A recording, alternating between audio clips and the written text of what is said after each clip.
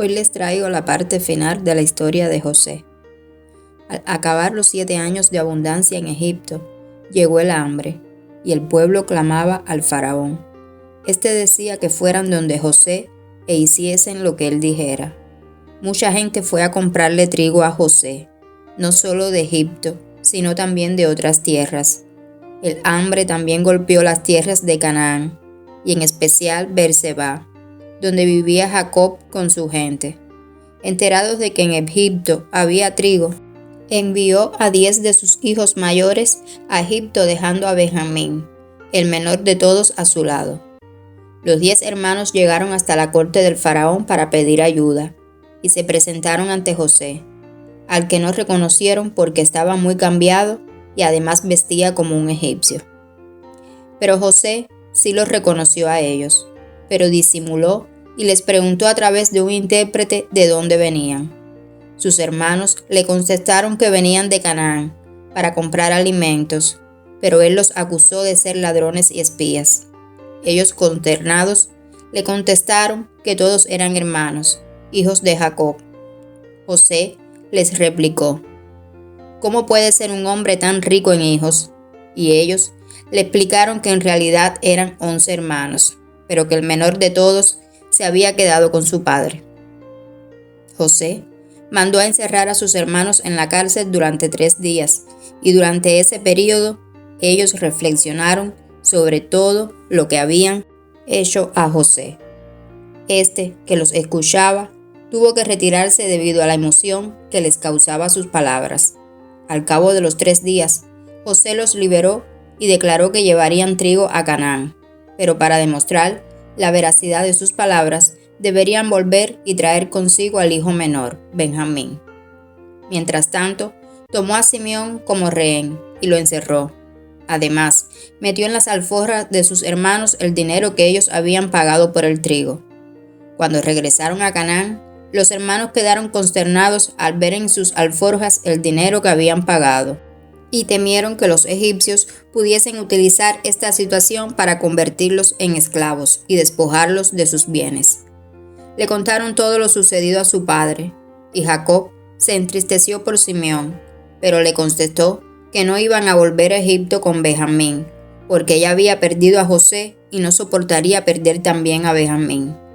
Pero la sequía y la escasez continuaban, y tras mucho insistir, Rubén y Judá consiguieron que Jacob accediera, y los hijos de Jacob volvieron a Egipto con Benjamín.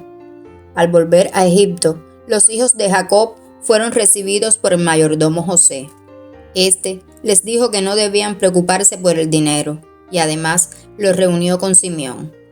Todos fueron invitados a la casa de José, a quien le dieron regalos de parte de su padre. José se alegró al ver a Benjamín. José lloró a escondidas en su habitación.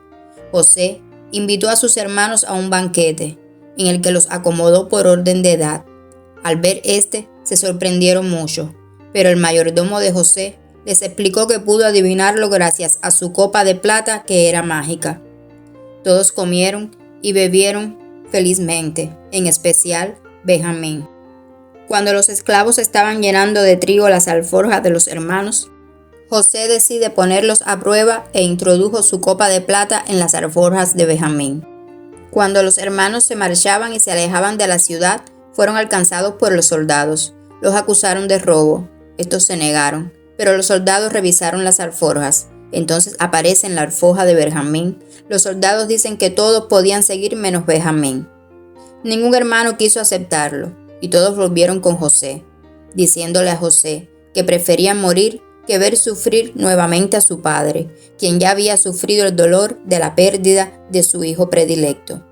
Entonces José expulsa a los soldados y esclavos y rompió a llorar a gritos con tanta fuerza que se oyeron en el palacio del faraón. José se dio a conocer delante de sus hermanos. Sus hermanos sintieron temor, pero José los calmó. Al enterarse Faraón de lo sucedido, mandó a decir a José que invitasen a Egipto a Jacob y a su pueblo, pues deseaba regalarles tierras de cultivo en agradecimiento por José. Los hermanos de José volvieron a Canaán cargados de regalos de Egipto, y le contaron todo a Jacob. Lleno de alegría, fue hacia Egipto. Al encontrarse con su hijo José, agradeció infinitamente a Dios. exclamó que Dios obra de manera misteriosa. José le pidió a Jacob que se quedara a vivir sus últimos años con él. Jacob aceptó con la condición de que sus restos mortales fuesen llevados nuevamente cuando el pueblo regresase a Canaán, la tierra prometida.